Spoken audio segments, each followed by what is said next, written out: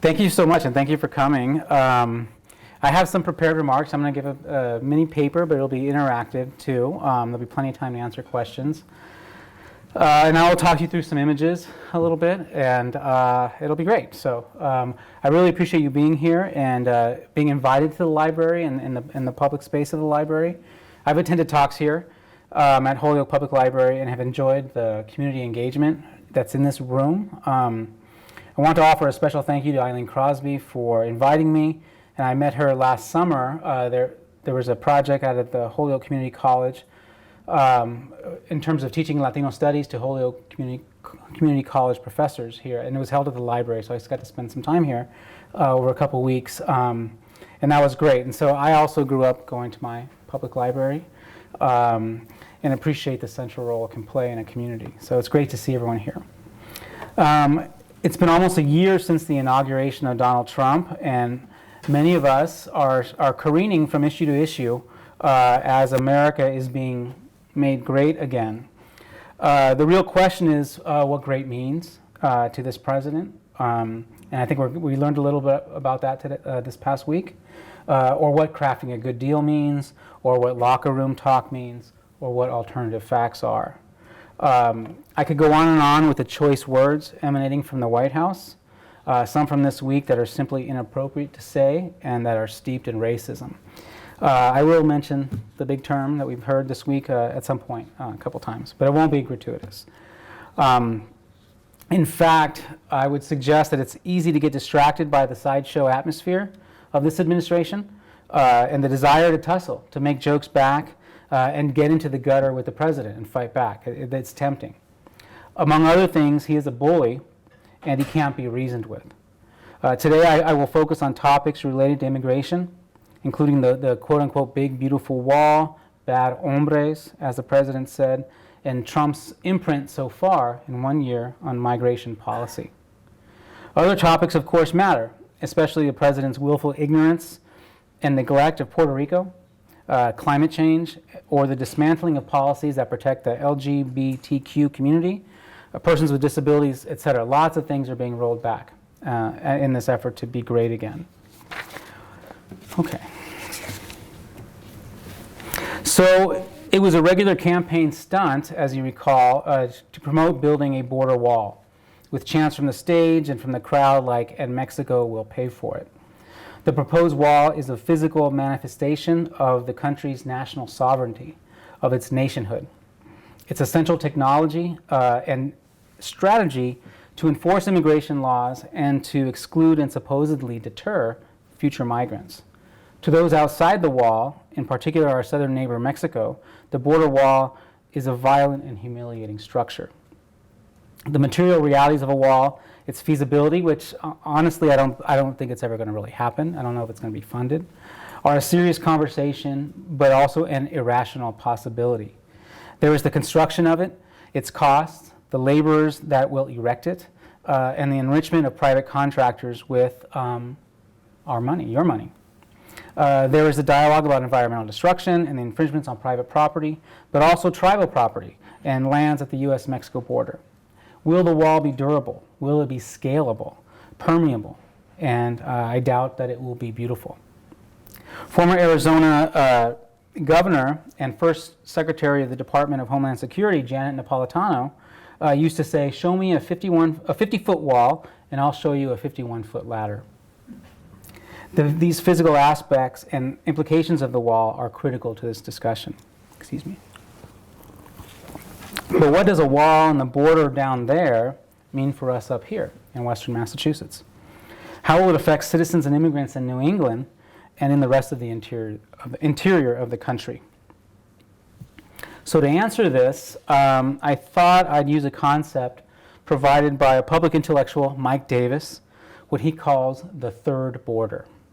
And I'll go through all this. According to Davis, there are multiple borders, policing migrants and those perceived to be migrants, and those simply treated like migrants or foreigners. The Puerto Rican community here in Holyoke and on the island are a good example of this. People that are citizens but are treated as foreigners.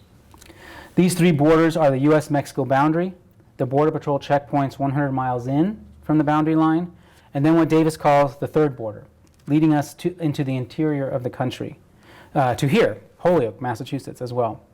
For this interior border, Davis suggests, borders tend to follow working class Latinos wherever they live, and regardless of how long they've been in the United States. So the U.S.-Mexico boundary line is a 180-year-old operational target of U.S. anti-immigrant policies. Its origins date back to the mid-19th century, the conquest of Mexico, first through the independence of Texas in 1836, but then the war that followed 10 years later. So when we talk about border policies, border walls, border militarization, as well as the border patrol, we are usually referring to this border here, the southern border, ignoring the U.S.-Canadian border, which, by the way, is 3 times longer, and if you consider Alaska, 3.5 times longer. It's also important to note that this border was drawn almost 20 years before slavery was abolished, when buying and selling of human beings was the norm in this country. So the U.S.-Mexico War resulted in the total cession of nearly 1/2 of Mexico's land and the creation of a 2,000-mile-long U.S.-Mexico boundary. It was devastating to Mexico's historical trajectory and a boon to the U.S. The gold rush, mining, agriculture, railroads, private land ownership, and more would become mainstays of the U.S. economy. So when Trump says, and Mexico will pay for it, what I want to suggest is that it already has, Mexico. So the war also solidified the construction of Mexicans as enemies of the United States, which was a process almost 100 years in the making. And here is a century of U.S. hostility towards Mexico.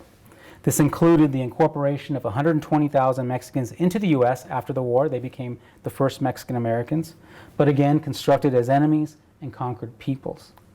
This construction, this initial first impression, would stay with Mexicans and then become racially attached to other Latinas and Latinos lasting to this day. So even though people have come in as refugees, as victims of wars, displaced economically, or conquered, like Mexico, those initial impressions of a racial group oftentimes stay with us for centuries. The parallel example would be the treatment in words and discussions of Chinese get labeled onto other Asian Americans as well, even who aren't Chinese at all. So in a few minutes I will show you some of these images of the racialization of Mexicans and figures on what this looks like now. So back to the first border. Although the border region is often popularly historicized as unpoliced during the 19th century, especially due to the slow consolidation of the federal authority over migration and citizenship, which used to rest with the states, especially Massachusetts. Massachusetts is interesting. It was the one state in the Union that had its own deportation policy. And from the late 18th and to the middle 19th century, deported some 50,000 people from Massachusetts on its own steam, usually for being poor, so it's a very interesting history there. But the social mobility of Mexicans and other migrants was controlled through legal codes, customs, regional authorities, and vigilantes. The border would become the focal point of anti-immigrant policies and procedures, and such efforts would intensify throughout the 20th century. Now, so here we see in this image the existing border wall or fencing, with a piece of art behind it, of course, which stretches across 700 miles of the U.S. boundary already. In addition to the existing fence, the first border is a militarized zone with armed personnel and military-grade technology for surveillance and the capture of immigrants. The purpose of this border is to squeeze migrants into the naturally dangerous topography, which also serves as a wall in its own way that migrants attempt to overcome. And the result is generally death. On average, about 1 person a day dies throughout the year because of this pushing out into the desert, pushing out into extreme cold or extreme heat. And this has been going on for the last 2 decades. So the second border in Davis's scheme is reflected here in the orange striped area. Many of you have encountered Border Patrol checkpoints about 100 miles inland of the northern and southern borders. The 100-mile orange zone here you see makes for a 200,000 square mile border region to the south. And when drawn around the entire nation, it includes 2/3 of all people in the country. So most of the nation lives in this orange strip. all with enhanced powers, all within the enhanced powers and jurisdiction of the Border Patrol. The second border circumscribes the rights of migrants in this region and empowers immigration authorities in many ways. As such, this is a police zone with car chases, lawful uses of racial profiling, and warrantless searches, all within this orange stripe. We are probably borderline on the edge of the stripe. You know, no more, maybe 100 miles in, maybe 101 miles in. It's probably pretty close. As such, this is a police zone, again, with car chases, etc. Being caught within this zone can lead to deportation without a hearing before an immigration judge in a process that's called expedited removal. Okay, the third border reflects immigrant policing within the interior of the nation. That includes Immigration and Customs Enforcement, or ICE, but also ICE's collusion with other local enforcement entities, states, counties, cities, their police departments, their sheriff's departments.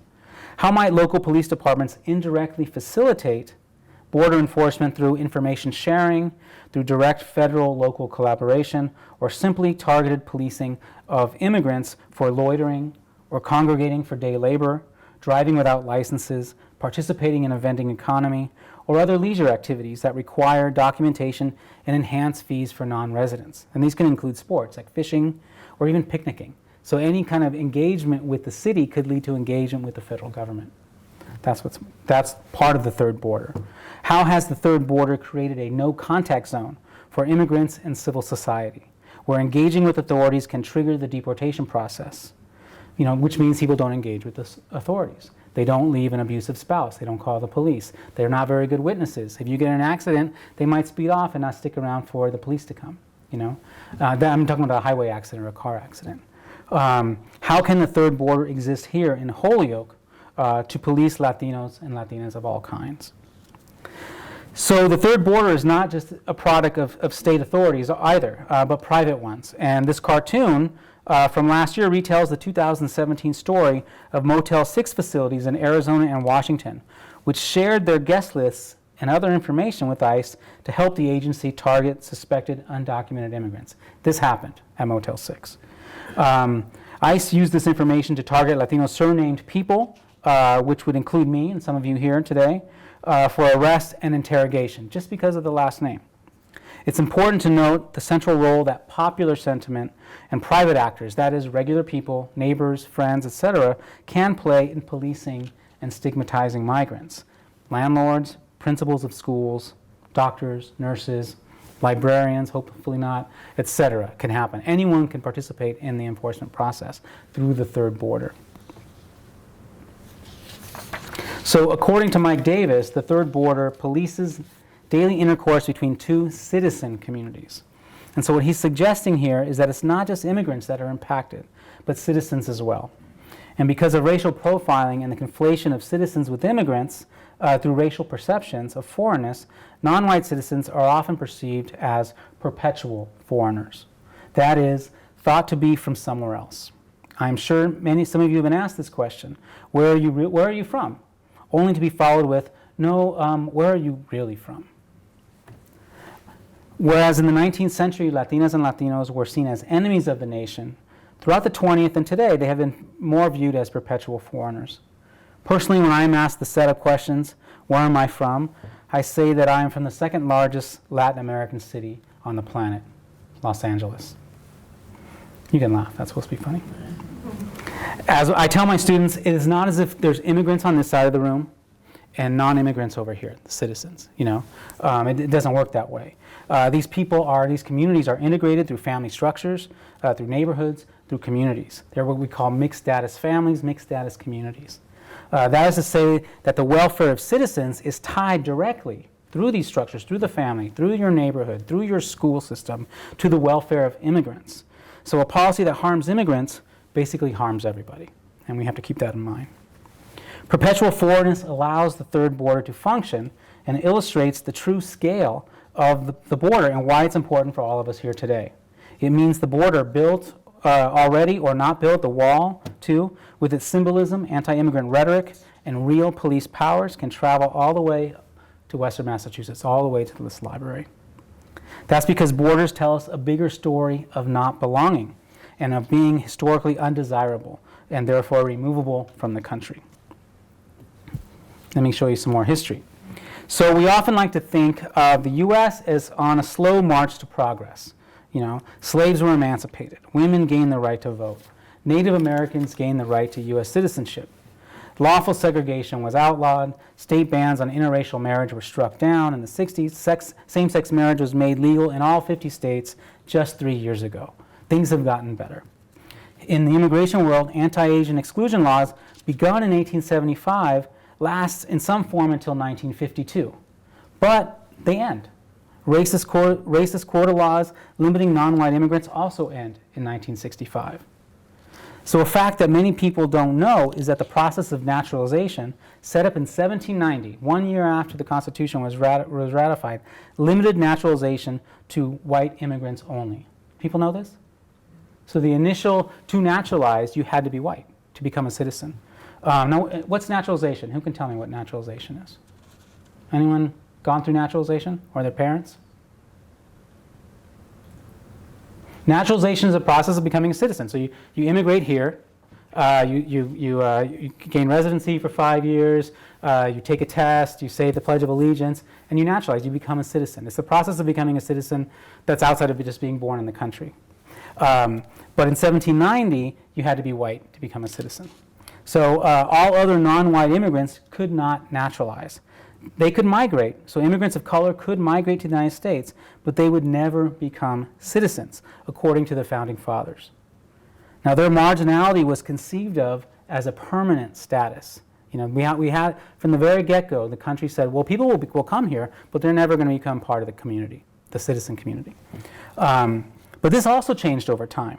After emancipation of slaves, former slaves were made into U.S. citizens, and therefore black immigrants with African origins could actually immigrate and naturalize some 70 years after the 1790 Immigration Act. Mexicans gained this right in 1897, 50 years after the war. Had to go to the Supreme Court. They had to take it to the Supreme Court, but they said, okay, Mexicans can naturalize too.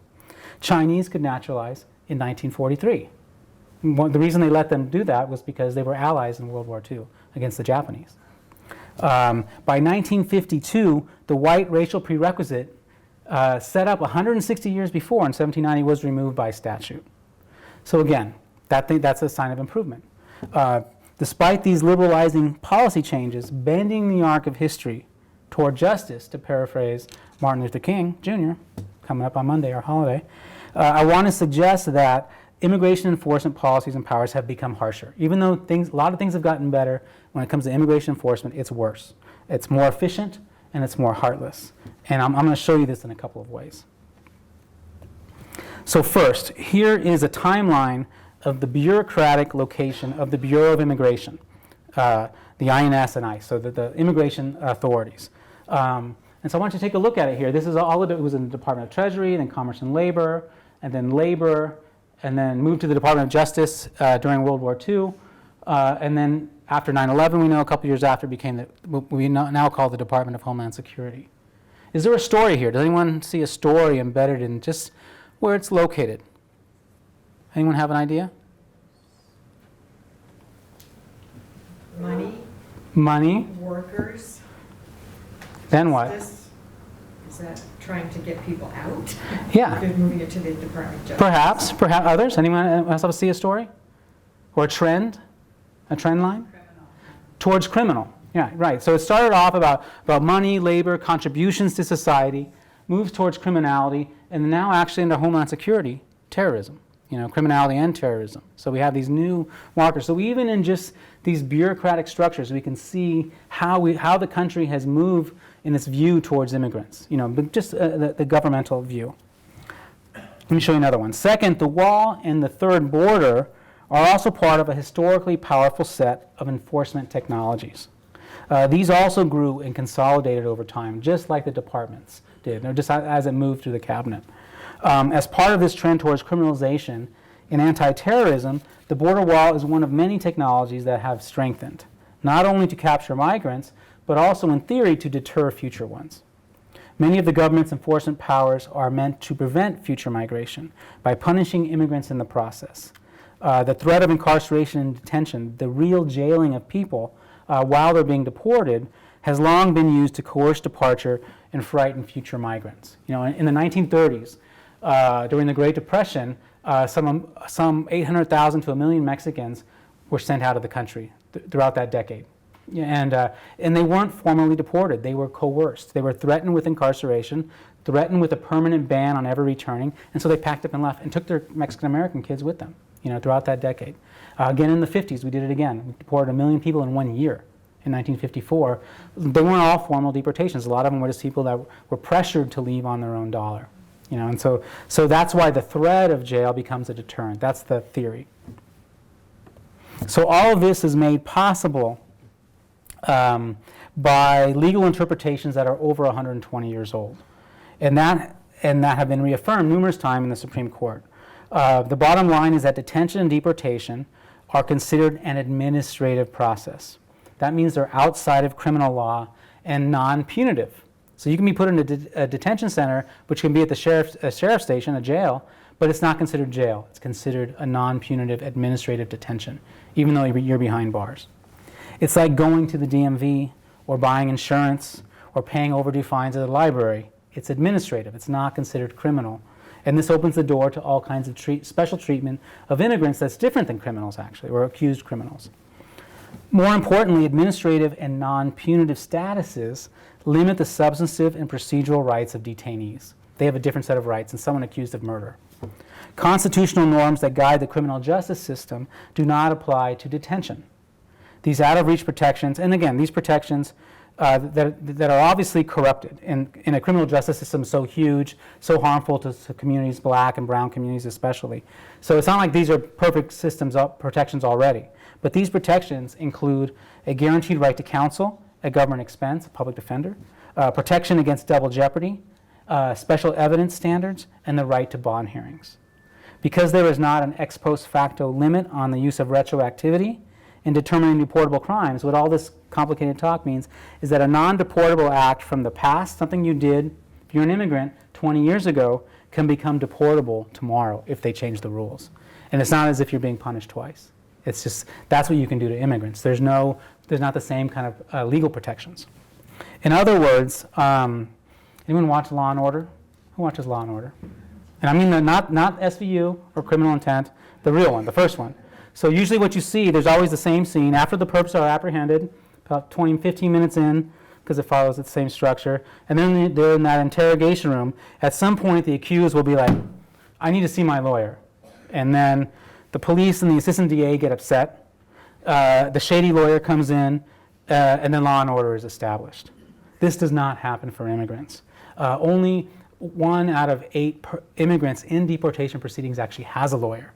And a lot of times they don't see their lawyer till their first day in the courtroom. They don't have a lawyer with them when they're being interrogated. There's no protection around that, around the timing of that lawyer. So all this is based on this century-old decision, these old Chinese exclusion case rulings, which said immigration or detention is not jail, it's not punishment, and we're still living with that. Okay.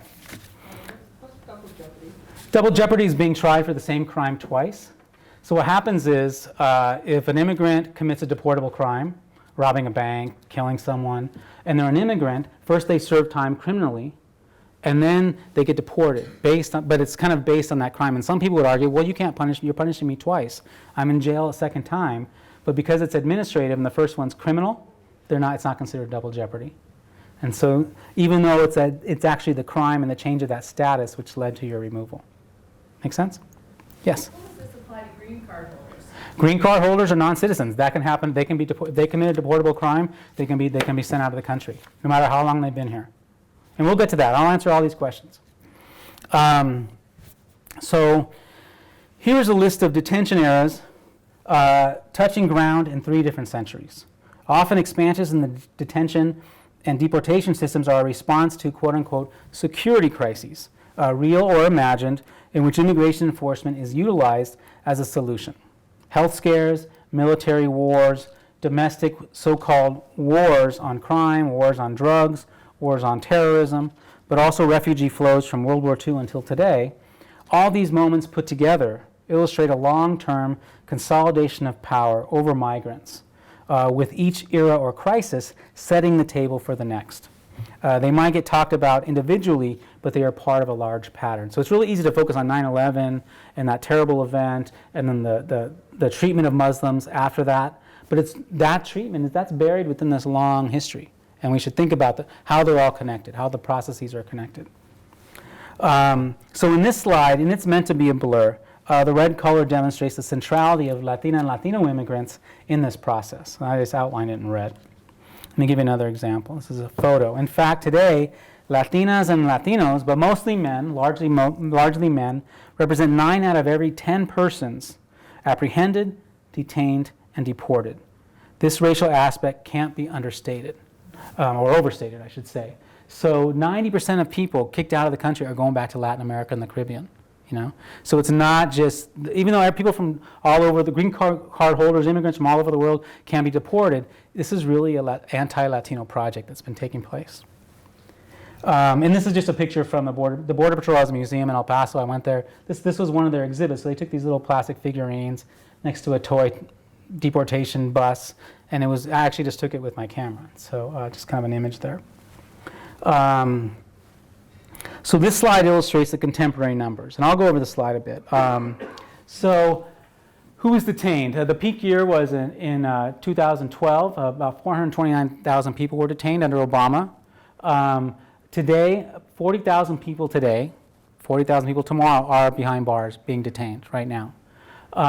This includes legal permanent residents, people with green cards, of course the undocumented. Asylum seekers and refugees, as they enter the country, are detained automatically. That's mandatory. Women are detained, children are detained, and again, 90% are Latinos, but largely men.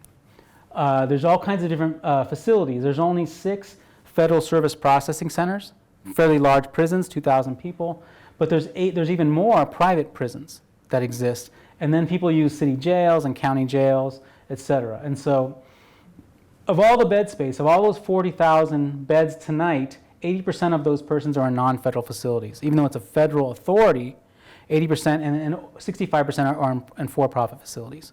So the for-profit ones are very large. They're very large prisons, private prisons. Anyone know where people are held in this area if you get put in deportation? Pardon me? Franklin County. Franklin County Jail in Greenfield. But they just end that policy and they're shipping them out to different places. Where'd you read that? Someone in my community was. Yeah, that's true. I was going to take students to visit the jail this semester for my class on deportation. And the jail is actually considered a quote-unquote good jail, and they were going to let us in and teach classes to them and everything, but the very last second, they told I wasn't allowed. The reason I asked you is because I was told not to tell anyone. I knew last month that they were dissolving that relationship, and that's because the jail doesn't want to do it anymore. Well, and they shipped a number of people off right before their hearings. Right.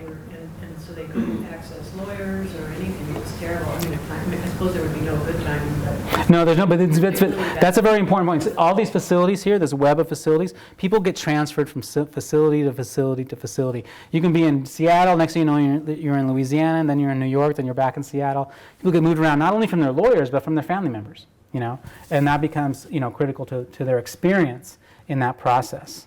So thank you for sharing that. Capacity, the big increase in capacity came in 1996. There were a series of laws passed that tripled immigrant detention, then it doubled again in the next decade under Bush and Obama. And then now we have this new moment we're in. Okay. So now while Donald Trump has added his own imprint to immigration politics with his Muslim bans, the comment, the shithole comment, stepped up enforcement, and toying with DACA recipients, he is part of an existing status quo in border enforcement. Other presidents have expanded legal migration, granted amnesty, or sought relief from deportation, but all of them have increased enforcement efforts. So they might have created some relief for immigrants, but all of enforcement has always gone up. It's always a big seller politically. And so they form a status quo, what I'm suggesting, and Trump represents, he's part of that status quo, just an ignorant, vulgar, and raging form of the status quo. So all U.S. presidents since Richard Nixon, and I'm only going back 50 years back, have enforced immigration, guarded the border, and deported immigrants.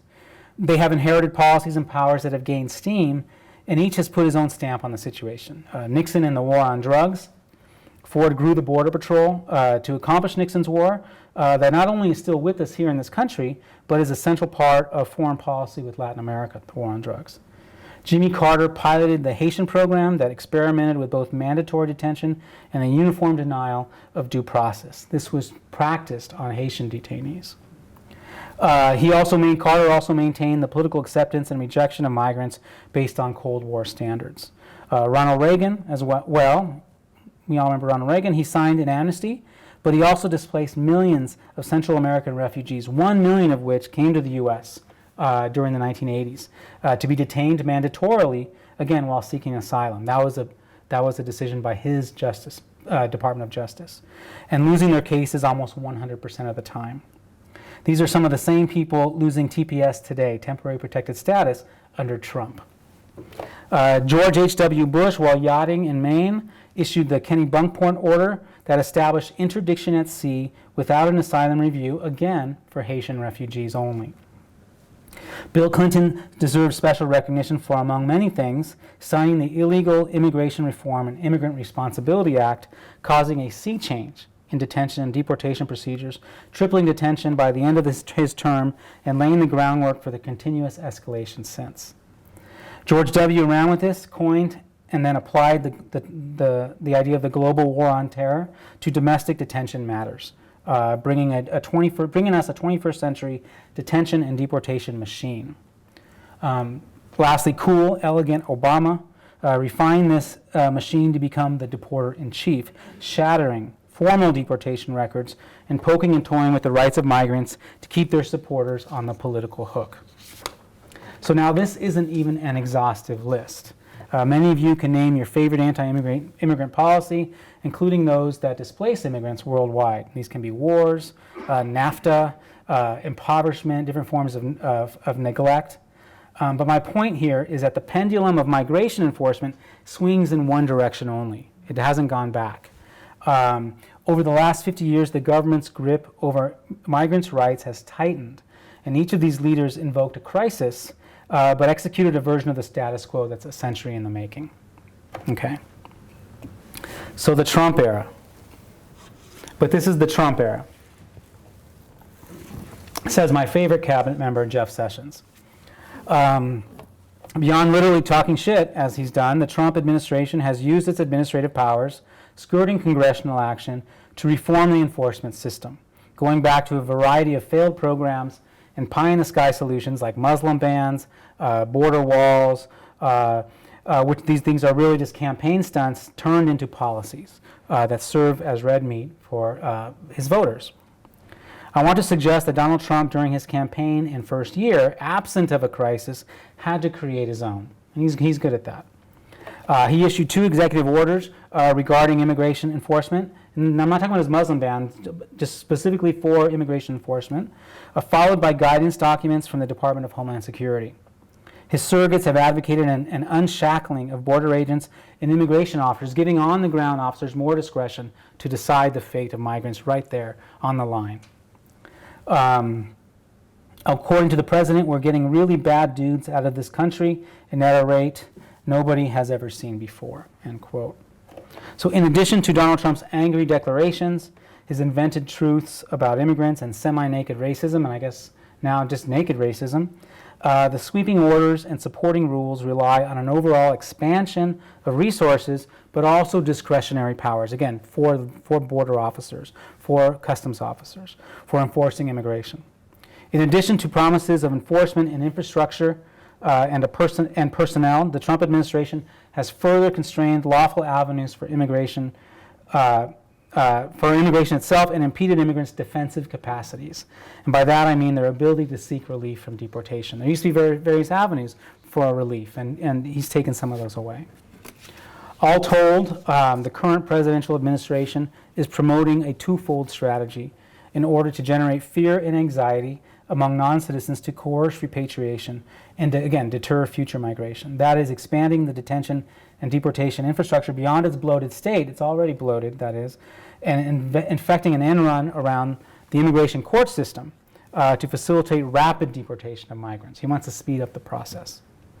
Although the deportation numbers have remained the same as Obama, which is to say at deporter-in-chief levels, so that doesn't mean that, it's still high, apprehensions are way up. And the court backlog is expanding for the immigration court system, and signs of an expanding detention apparatus are everywhere. So what's happening here is mostly going after the lowest hanging fruit, such as persons with deferred deportation orders from the Obama era. ICE has initiated a new period of investigative raids, picking up deportable migrants as they take their children to school or at work and in their homes. Immigrants are no longer safe from ICE contact, even what are called by the feds sensitive locations, such as courthouses, hospitals, and homeless shelters. Young persons previously shielded by deferred action for childhood arrivals, or DACA, have been detained. And for many, DACA has already expired for them, and every day more and more are expiring. And that's what they're talking about this week around the immigration reform that may or may not include DACA. And ICE has increasingly targeted jurisdictions that offer various forms of sanctuary and noncompliance for retaliatory enforcement. And that includes towns here in Western Massachusetts where raids have taken place. These enforcement strategies have widened fears for a broad spectrum of non-citizens, and again, those people that are linked to those non-citizens, their children, family members, friends, etc. There are no exempt classes of people that are safe from deportation. Anyone who can be deported, if they're deportable, they committed a deportable crime, says this administration. So there's a lot more facts I can go over. I'll just do these briefly. I'm getting towards the end. The Department of Homeland Security has identified even more detention beds for expansion. It's in discussions with dozens of additional law enforcement agencies. It wants to empower to conduct federal enforcement, that is local agencies, and has developed explicit plans to hire Border Patrol more quickly by reducing standards and vetting in the hiring process. So they're using all these administrative means to grow the system. The administration is also reducing standards for surrogate detention facilities to encourage more local and private participation. So if you want to open up your own immigrant prison, you can. The government is trying to entice you by lowering the standards necessary to do that. Instead of the 455-page National Detention Standards Manual that existed just a year ago, new prison contracts will be drawn according to an 18-page checklist that's done by the U.S. Marshal Service. So we've completely lowered the standards that took 10 years to develop. And they've moved closer to breaking ground, as we know, on the border wall, having identified sites of constructions, and some of you may have seen kind of the prototypes. They're all lined up along the border somewhere. They're in the New York Times and the paper all the time. So all of these plans come with a price tag in the billions, not yet approved by Congress. They are gaining more clarity week by week, especially during this past week's negotiations. We heard a lot about it. Not to be done by Homeland Security, Attorney General Jeff Sessions, he runs the Department of Justice, has instituted a number of administrative changes to increase prosecution of migrants, to speed up that process. He's made it mandatory for his prosecutors to pursue immigration crimes and wants to measure judges' performances by the amount of persons they deport, not how they arbit justice or arbiters of justice, but how many people they put away. That's how they're going to be measured. Sessions also wants more judges and immigration prosecutors to speed up the court processing. And as he says, of course, this is a new era. He said last spring, this is the Trump era. So, as president and in his life as a real estate mogul and reality TV star, Donald Trump invokes falsehoods, that is lies, about crime, diseases, terrorism, sexual predation, etc., to make his case. And this is just for legal immigrants. For the undocumented, his hatred is absolute, erasing the complexity of undocumented status in the U.S. In both cases, he has created sweeping policies that target whole groups of people instead of individual actors, fitting his reliance on stereotype over circumstance. He has ramped up immigration enforcement by eliminating priorities that focus on immigrants with criminal records, thus netting persons without criminal records, non-priority immigrants, and keeps yapping about a big, beautiful wall. He has banned lawful migrants from Muslim nations and sets his sight on family, or what he calls chain migration, as well as the so-called diversity lottery. He's lowered refugee caps to the lowest point in decades and removed temporary protection that is TPS for persons from unstable nations. Now, all these last series of things, these are all legal statuses. These are reasons to stay here. He's going after legal migrants too, so it's not just the undocumented. Cities and localities that defy these policies in the name of public safety have been targeted. And again, we mentioned that this is the Trump era. So, Trump's beliefs emanate from another century, drenched in a recycled brew of racial and xenophobic arguments. This shithole comment is part of Trump's and his supporters' political reasoning, representing not only racism and immigration policy, but the president is arguing the core argument for all forms of discrimination and white supremacy. For our part, maybe this is the teacher in me, if Donald Trump's rhetorical arsenal draws from the century-old racial language, then in our historical analysis, that's what I presented to you today, should also look back historically for perspective in order to see what's on the horizon. So finally, let me ask, are immigrants really bad dudes? Or maybe they're heroes, like real heroes, like superheroes. Thank you.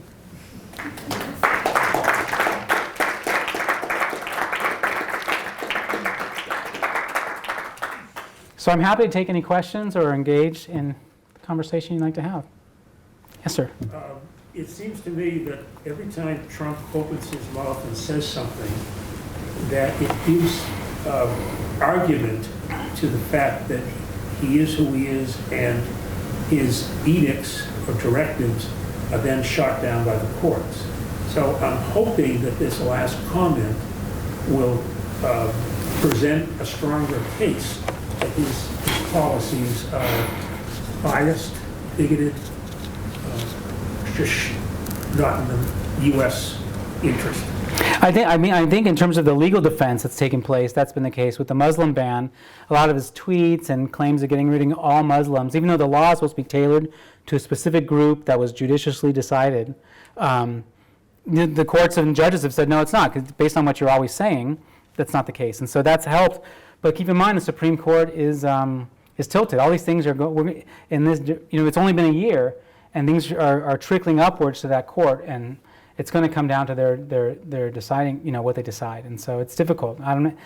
And courts these days are highly politicized in terms of partisanship, and so it's hard to say. So I think at the lower court level and the appeals level, there's been some successes in stopping or banning things, but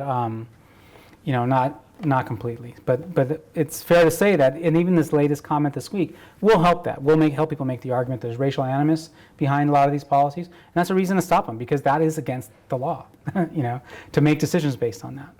And so that we do have that going for us, the pro-immigrant side, that is. Other questions? Yes, sir. If you could discuss the difference between Europe, which has no borders, and the situation here where we're trying to put up a border wall. Well, Europe has borders. I was just reading a book actually this past week about Europe's immigration, comparing the U.S. and Europe in terms of their detention policy. They have similar policies in terms of asylum policy, in terms of detention, and they're very complex. So it's almost like apples and oranges. But the EU and their nations, they can share. But they deport people too, and they keep people out. They let people in. So it's quite complicated.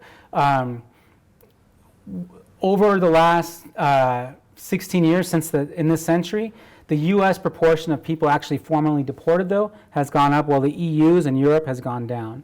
So they're deporting less in relation to the U.S., and the U.S. is deporting more, even though they're an entire continent, and we're a massive country. So there's a reason why that is numerically. But yeah, Europe has laws too. Australia has laws. A lot of people seek asylum in Australia, and they did something very interesting. They detain people on these islands that are outside of Australia, and one of the islands, but because they're still in Australia when they're being detained, they have a certain set of rights because they're on Australia's property.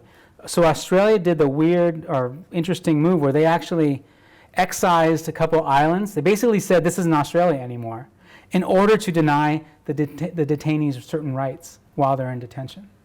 So can you imagine saying, it's like taking Florida and saying, okay, this is going to be our penal colony. Let's give it back to Spain or give it to nobody. Let it be its own nation. That way we can treat people a certain way.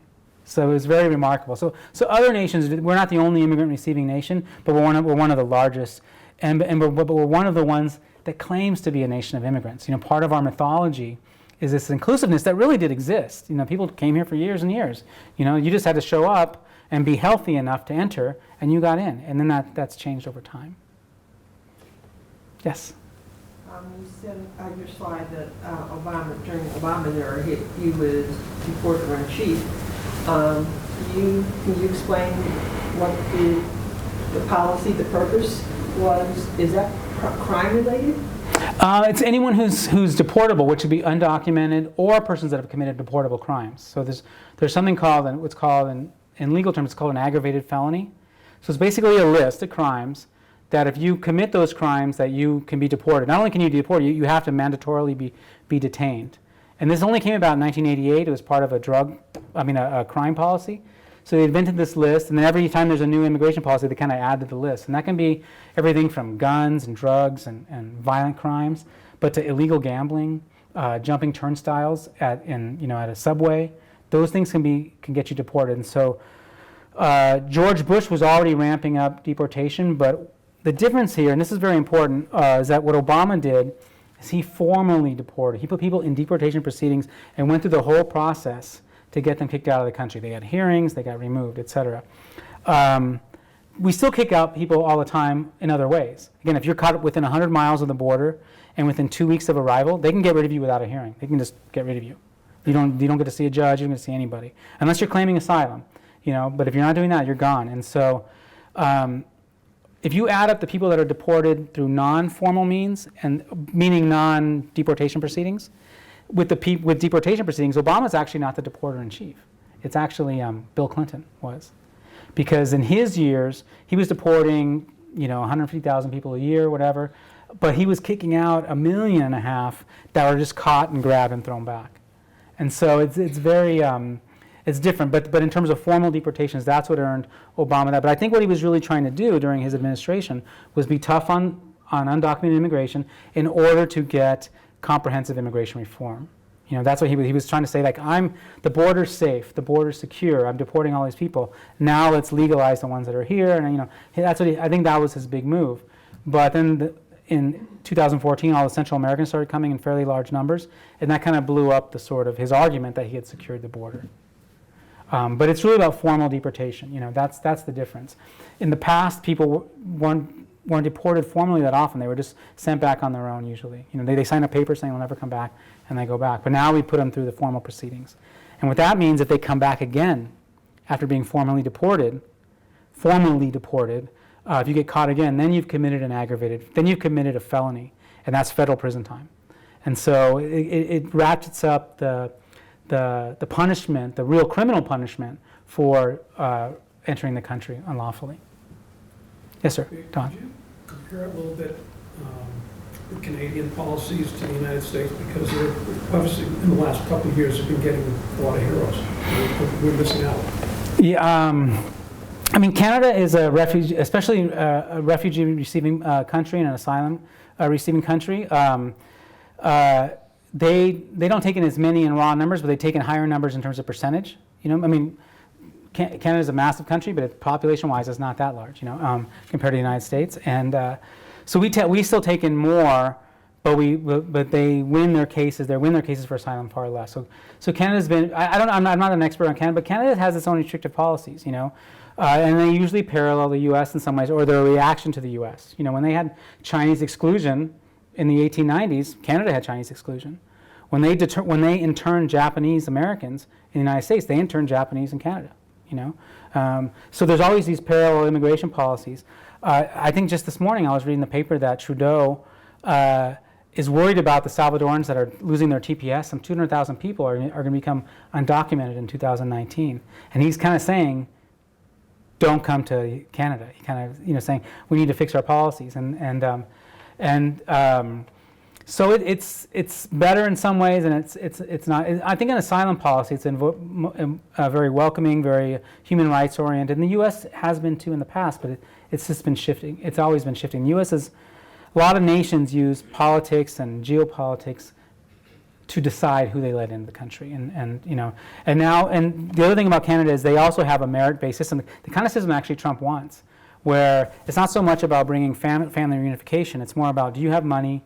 Can you create jobs? Well, then you can come here. In Canada, being an immigrant receiving nation has always wanted, entrepreneurs to come there, because they lose people in the United States all the time that come to the United States to work and have their careers as a doctor or whatever. And so they're always trying to bring in merit-based immigrants. So I don't know that much about Canada, but that's what I do know. Yes, sir. How do you see the prospects for comprehensive immigration reform? Wow, that's the big one. I don't know. It's so fun. Sometimes I follow these things closely, but with this administration, I'm like, I just kind of flip through the headlines. I don't want to read all the negotiations because they flip back and forth so much. I'll wait till the end and see what it looks like. And so, my thoughts, comprehensive immigration reform is very interesting because it's become a status quo. I mean, we've had it before. In 1986, Ronald Reagan, we had an amnesty. It's usually three parts. It's some kind of amnesty or dealing with the undocumented that are here. It's some sort of visa program for new immigrants, which we had in '86, and then it's beefing up the border, some kind of enforcement, which we had. And so those are the three pillars. So it always looks the same. It's like more enforcement, no matter what. I mean, under Obama, they passed, in the Senate, they passed a version of comprehensive immigration reform. They wanted to double the size of the Border Patrol, do all these things, build more wall, do all those things, border enforcement, and then create a process for a path towards citizenship, remember those words? And then some sort of guest worker program for new workers, And so it's always the same things. It's very difficult to pass. Even the 1986 version that passed under Reagan was first tried under Carter, and it took 10 years to get that far. So it's nothing that happens right away. It takes decades to agree on it. I think that a lot of people use it just because the Republicans they have very strong, deep lines in the sand over what they'll accept, and so they don't want to give the people that are here. There's 11 million people here. They've been here a long time, average over 10 years. They've lived here their whole lives. They have citizen kids. There has to be a way to make them into citizens, but a lot of Republicans have just refused. So it's difficult. But I think Democrats also will hide behind comprehensive immigration reform. They'll say they're for it, almost knowing that it's not going to happen. Then they can placate their voters. So it's difficult. They could have done it piece by piece as well. I mean, DACA would have been the DREAM Act would have been an easy way. I think it would have showed it would have been at one point they were saying we want a down payment on. Democrats are saying we want a down payment on comprehensive immigration reform. Make it the DREAM Act. And then, all these people would become citizens. Nothing bad would happen. People would relax about immigration a bit, and then it's possible. But the politics is very challenging. But that's an important question.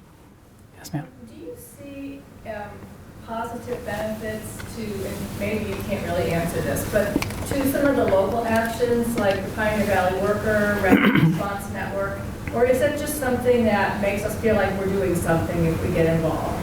Is there really any effect that that's having? I think it is, because I think it's coming down to these different enforcement authorities, states versus the feds, cities versus states, that we have authority too. And this is what I try to teach my students is that, there's citizenship, right?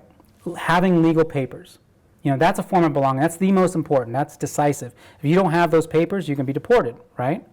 But there's other forms, there's other statuses that are meaningful and that set your place in society. You could be a parent, You don't need to have papers to be a parent. You need to have a child to be a parent. And a lot of us can do that or have done that. You can be a worker. You can be a child, with the non-citizen parent. There's other forms of belonging. There's other metrics out there for deciding who belongs in our community, not just citizenship. I'm not saying it's meaningless. It's totally decisive, and that's what my work is all on that. But the more I do it, I think those little things are important because they're reflecting other ways that people belong in our community, and communities are grabbing those people and saying we're protecting them. There's the man in sanctuary in Amherst, at the Amherst Church, and And I think that's very real. And people, in the 1980s, there was a big sanctuary movement where a lot of religious leaders, thumbed their nose at the government and said, come and get me. And the government came and got them and jailed a lot of them. But they fought the good fight, and they inspired people. They create new activism. And then some, youth and young people innovate, and they create new ways to protect people, So I think it's very important. I think it's an uphill battle, for sure, and it's difficult. But I think locally you can do a lot in your community. What's sad is that those outside our community, they're not under that protection. If you're outside of Northampton or whatever the Pioneer Valley Worker Center is doing, and they're very important.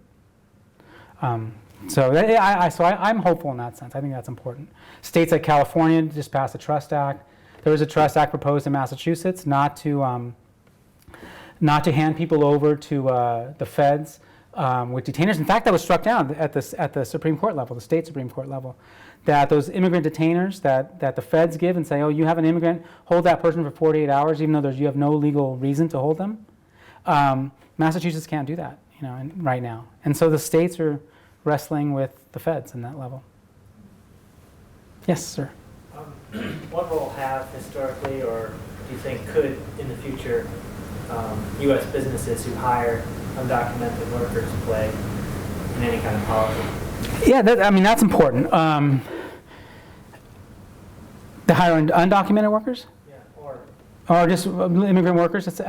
Traditionally, there's always been a sort of people have been, the people can be anti-immigrant because of health reasons, or they don't like their language, or they're racist, or whatnot. But there was always there used to be strong pro-immigrant Republicans, actually, that were pro-business, because business thrives off of this cheap form of labor. And not just because they're cheap, because they have a lot of these immigrants have strong work ethics. They move up the ladder. They become long-term employees. They're excellent, And so businesses have always known that, and they've always taken advantage of it. And they've generally been pro-immigrant.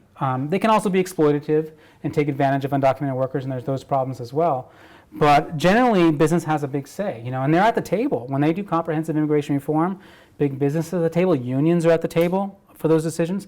So they have a strong role, and I think that it's been pretty clear economically, and again, that's only one measure of immigration is economics, but it's a big one, because people have to work in this society, that economically immigrants have been a boon for this country. There's no way to slice it, They produce more, they contribute more, they're great consumers, they, more than they take away, period.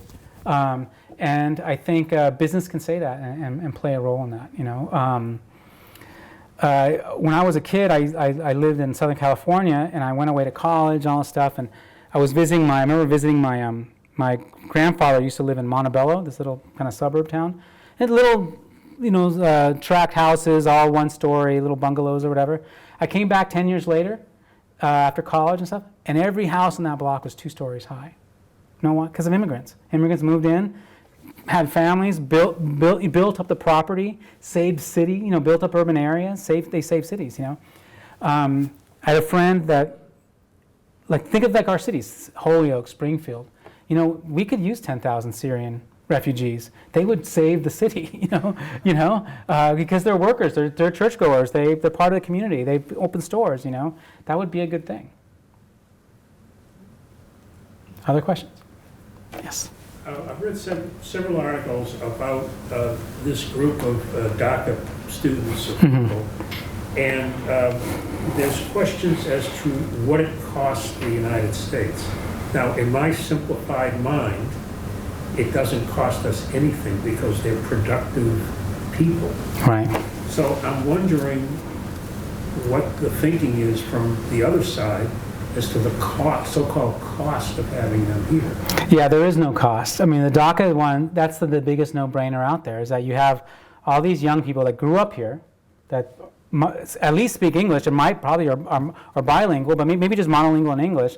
They've gone to college, or they're willing to serve in the military, These are the people you want to keep, if I was another nation, I would say we'll take all 800,000 of them, if they get deported, because these are the most well-educated group of people. This is what countries and cities and communities need, And so, yeah, there's no cost. I think what people get caught up in the idea of I came in the correct way and they didn't, and so I think there's a law and order talk, but a lot of that can be, we've always had people. We've had amnesties before, where we recognize that there's people that are here for a long time.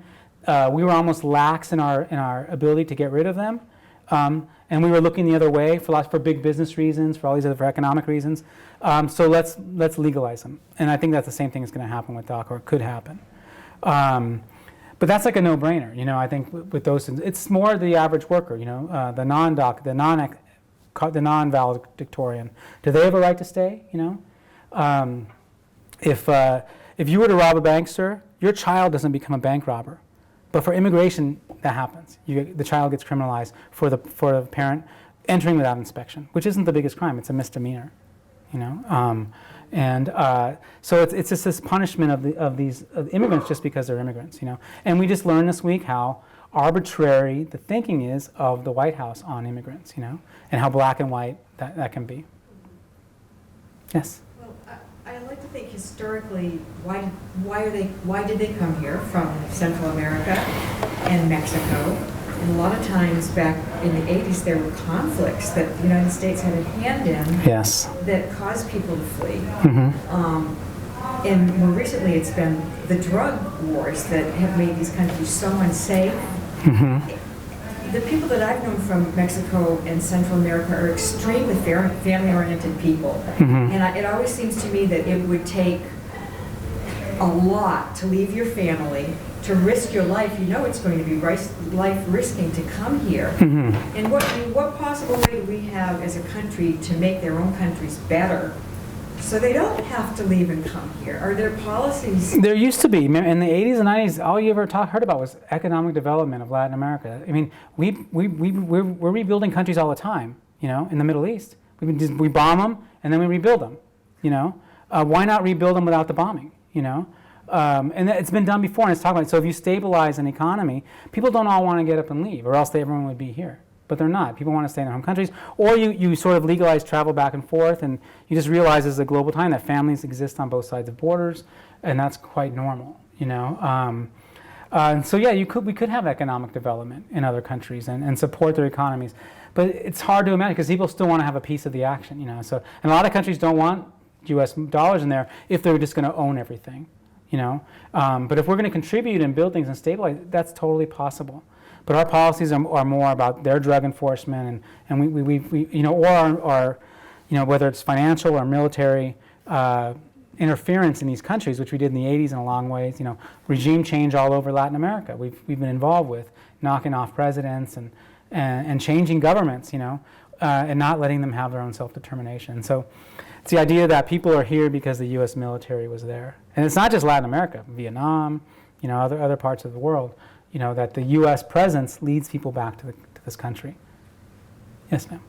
I know because I have friends in Mexico and other parts of America, that to be able to come legally, even on a tourist visa, is out of the question for a lot of people. They can't get a visa. What's it like for people in other countries? Is it as difficult? Because I know Europeans don't need a visa to come here, right? There's certain places that's changed, but they're adding more. But more and more countries are adding visas, and then the country responds to the U.S. by making us have a visa, to go over their country. There's a few places that you can come without a visa, but not permanently. It's still temporarily, But generally, even though there's, we have like a kind of like a world quota for immigration that can come here lawfully and become permanent residents and stuff. But for some countries, for huge countries that send a lot of immigrants, Mexico, the Philippines, India, China, that list, when people say, oh, why can't they just get back in line like I did? There is no line. The line is 25 years long. For a Mexican to get a regular visa for certain family members, they're processing visa orders that were done like 20 years ago for certain countries. And if you're from Iceland, you could probably get a visa quite quickly because you're underneath that quota. It's I think they allow like some 22,000, maybe 18,000 visas from any country in the world, but it's all equal. But the problem is all countries aren't equal. Mexico isn't equal with Iceland. Mexico isn't equal with anyone. Mexico used to be part of the United States. They used to own part of the United States. There's a special relationship there, just like there's with Canada. And And so for a while, people were talking about like North America would become kind of like the EU, where there'd be more free travel. But George W. Bush was talking about that, and then 9/11 happened, and just we went backwards in terms of our and there was fears for real reasons, and but then we changed all our policies back, and now we're looking even further back into history for solutions from this president, and they're not good ones. Yes. Difficult question. Sure. If you were in charge of setting up a new policy for the United States, what are some of the things you'd like to see? That's a hard one. I think it's a difficult question. One thing I would say, the legal process of your own deportation proceedings, everyone should have an attorney. Everyone, there should be, you should have a legal defense like anyone else, as if you were convicted. Even though I'm not saying you should be part of the criminal justice system, but everyone should have an attorney, because what happens is that people, because they could determine, if you have a right to stay here, then to determine that early. Why drag it out through months and months in jails, and then going up the court system, costing the state money, costing you money, just to prove something that could be proved right off the bat, that the person deserves asylum or not. So if people had attorneys, they would have a fair shot at a defense. So that there's that. And in terms of like guest worker programs don't work. We've had that. We have them now, where you come here on contract and you work for a certain amount of time and you're supposed to go back, but they're not fair, they're exploitative. If there is a job here, then you should get a work visa, and then you can come from these countries. We have a whole economy of low service work that people survive on. They somehow manage, and if you have minimum wages and there's a job here, there's no reason why a person not from the United States can fill that job, and we need that. And people are competing for those people worldwide. I think if you don't need a guest worker program. You can just have if there's work, if it fits the economy, then let people come, and they should be able to move around within that job. They shouldn't be stuck with an employer. There's lots of policies. I'd start with impeachment. That'd be a good one, right? Maybe I'll start there. Yes. I find myself worrying about the family of the young people involved in DACA. Since they have registered with the government, do their family members, are their family members more vulnerable, or do they get, is ICE going around searching for them because they traced them through their children? They could. There's been discussions, but when they first did DACA, that was the big discussion, and the Fed said they wouldn't use that information for any enforcement reasons. They made that pledge, that's what one administration says. Another administration can change that, and there's all these states and other legal cases saying we should just destroy those records. So you shouldn't find somebody. So there's that. So but a lot of but you see Trump already doing versions of that. A lot of the people that were not deported under Obama because they had no criminal record, or they had family here, or they committed a minor crime, and they were allowed to just check in every 6 months and then go about work and everything. Those are the first people that Trump's gone after. Because he has their address on file, and so he has already been breaking that trust. And what does that mean next time you fill out the census? They're going to be, I'm not answering that question, or it breaks trust with the government, and then people don't perform as good citizens anymore, or good civic neighbors anymore, and so it is scary for the family members. I've had lots of DACA students, both at UCLA and Mount Holyoke, and non-DACA students. When I was teaching at UCLA, there was no DACA. They were just undocumented, and they were living in fear of deportation, but they were still out and brave and formed communities and taught universities and colleges how to properly give them services and let them be students. They were fantastic. But their parents were never really, even when Obama tried to create a kind of deferred action for people they had to have a U.S. citizen child still, and the parents of DACA were left out of that too. And so, it was a political calculation, and it got struck down in the courts anyway. So it never happened. But it's scary, and the government's done this before. The census was used in the 1940s to find Japanese Americans and Japanese immigrants, and so there's a reason why you want to separate certain agencies from each other. But there's so much information sharing now that once you use your credit card, everyone knows where they can follow you about the with the GPS, just with your phone or everywhere you go. So it's different now, it's hard to hide in that sense. So I don't know what's going to happen, but it's scary for the family. Well, I just thought maybe we should give David a little break and shift to a more informal discussion. I'm sure you'll be here for a little. Sure, I'll stick around. Yeah, absolutely. All right. Thank you very much. Thank you so much.